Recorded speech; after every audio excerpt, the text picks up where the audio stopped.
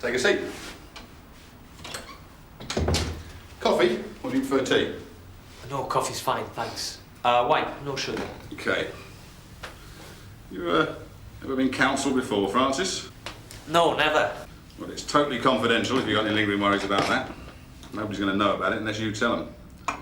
Nobody at Sunhill, governors or mates, and nobody up the road. Well, I'd hardly be here if I thought otherwise, would I? I'm not that desperate. There you go. Thanks. I would like to take a few notes as we go along, though, if you don't mind. This helps me to freshen my memory before the next session. Next? Yeah. Well, this is just like the icebreaker, really. We normally like to set up a series of meetings at regular intervals. Sometimes 6, it depends.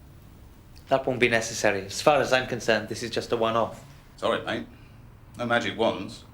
Well, our experience is that the counselling process takes time. I'm not looking for a shoulder to cry on, you know. No, of course not. I'm not looking to spout advice. I'm here to listen and hopefully help a bit. So what's your background? Who am I talking to? Me. I'm an ex-detective sergeant with 20 years in the job.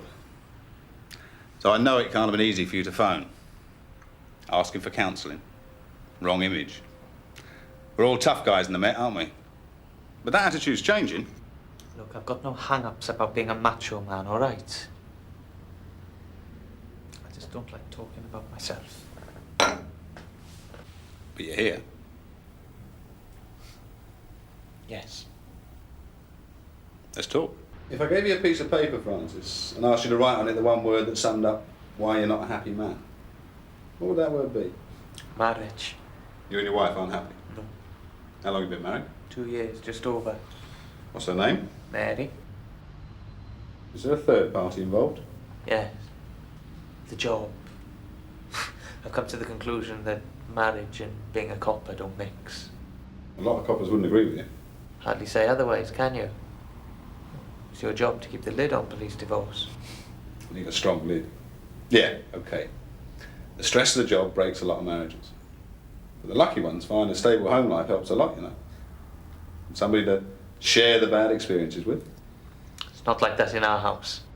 How is it then? Does Mary find it as hard to talk as you do? Oh, no. She finds it very easy. The only trouble is she keeps going on about how awful London is and how unfriendly the people are. When am I going to get a transfer back to Wales? Couldn't that be her way of showing she worries about you? You must have been in one or two hairy situations, I dare say. No more than anybody else, am I, relief? She's not married to anyone else, is she? Isn't it possible she's just trying to keep you out of the firing line? Yeah. Sitting behind a whelk stall on Llandudno seafront, then she'd be really happy. How do you mean? Didn't you just say she wants you to get a transfer? I'm not trying to contradict you. Yeah, all right, forget about the whelk stall, but you know what I mean. Look, she's a small-town girl with small-minded parents. They like living in each other's pockets. And you don't like that?